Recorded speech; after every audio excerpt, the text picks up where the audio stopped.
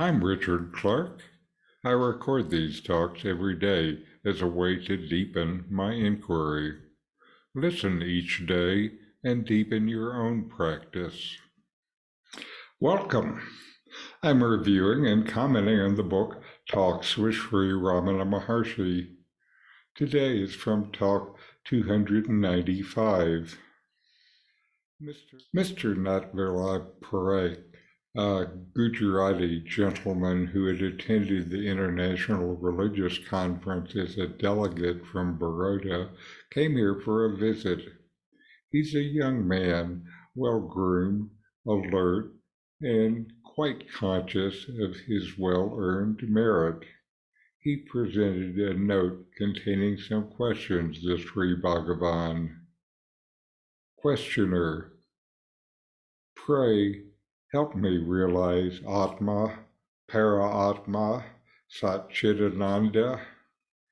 Maharshi: Atma, Para-Atma, Satchidananda mean one and the same thing, that is, the self. The self is eternally realized. Otherwise, there would be no pleasure in it. If it is not eternal, it must have a beginning. What begins will also end, so that it is only transient. There is no use seeking for a temporary state of affairs. The fact is that it is the state of effortless, ever-alert peace. Effortlessness, while remaining aware, is the state of bliss, and that is realization. Questioner: I do not want intellectual answers. I want them to be practical. Maharshi: Yes, direct knowledge does not require intellectual discourses. Since the self is directly experienced by everyone, they are not at all necessary. Everyone says, I am. Is there anything more to realize? In this talk, there's a dialogue between Sri Ramana Maharshi and Mr. Natverlal Parekh. The questioner is seeking guidance. He wants to realize Atma, the self, Para-Atma, the supreme self, and Satchidananda, existence, consciousness, bliss. Ramana responds by explaining that they are the same, that Atma, Para-Atma, and Satchidananda are different expressions for the same reality, the self. He says that the self is already and always realized.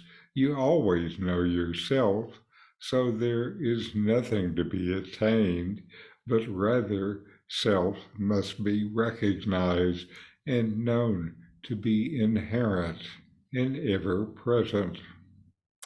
Ramana highlights the futility of seeking transient experiences, seeking things that come and go, saying that true realization transcends temporal limitations. Realization is beyond time. You want something that is lasting, but if it begins, then it will inevitably end. What is beyond time within you? What is always? Maharshi describes realization as effortless, ever-alert peace. He emphasizes that true realization is marked by a sense of ease and tranquility, devoid of the need for strenuous effort. This state of effortlessness is synonymous with bliss, ananda. Ramana equates the state of effortless and ever-alert peace with realization. True realization is not a conceptual understanding, but rather a lived experience characterized by a profound sense of inner peace and contentment. Realization is not a matter of the mind and thinking, it is a matter of being and knowledge of being. Maharshi's response underscores the timeless truth of the self, the futility of seeking temporary states, and the profound bliss inherent in realizing your true nature. Through his explanation, he invites you to shift your focus from transient experiences to the eternal reality of the self, which is effortless and eternally present. Then Ramana addresses the questioner's desire for practical guidance. Ramana says that the self is not something to be understood through conceptual analysis, but rather directly experienced. Ramana confirms that the self is directly experienced by everyone. He points out that the simple statement, I am, is a universal affirmation of your existence. The awareness of the self is innate and inherent in everyone. Maharshi's question, is there anything more to realize, highlights the simplicity of self-realization. By drawing attention to the fundamental awareness of your own existence encapsulated in the statement, I am, Ramana says that the essence of realization lies in recognizing this immediate experience of being. To know the self and be the self. Through his response, Ramana invites the questioner and all of us to shift from intellectual speculation to direct experiential inquiry.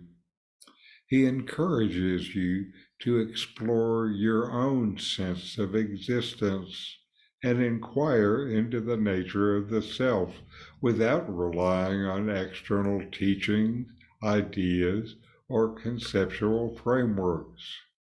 Inquire experientially, not mentally.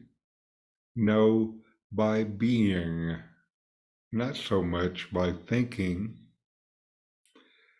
Ramana asks you to recognize the simplicity of the experience of the self, which is not dependent on intellectual understanding, but rather on direct experiential awareness. You exist and you know you exist. Like that.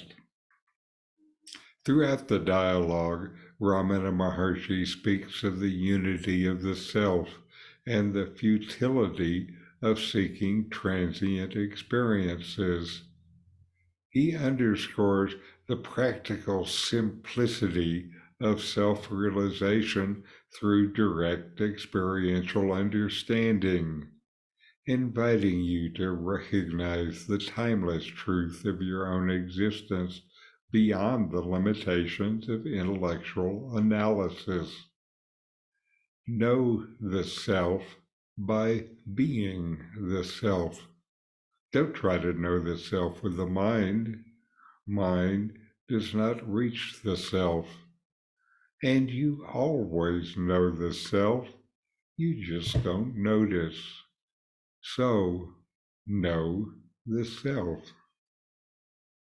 So inquire, know yourself, and be always free and at peace. These videos bring Ramana's teachings into your direct experience. Click subscribe to see more. Click thumbs up to like, and send questions and start a dialogue with a comment.